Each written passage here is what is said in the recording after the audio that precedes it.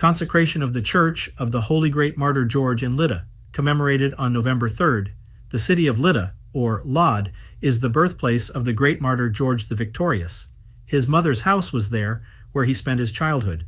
The Holy Great Martyr George was a Roman soldier. He suffered under Emperor Diocletian in Nicomedia at the beginning of the 4th century. His relics were transferred by Christians to their homeland, Lydda, and there he was buried.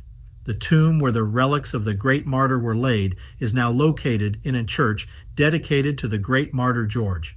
In the temple itself, there is a piece of the relics of St. George, as well as the chain with which the great martyr was bound.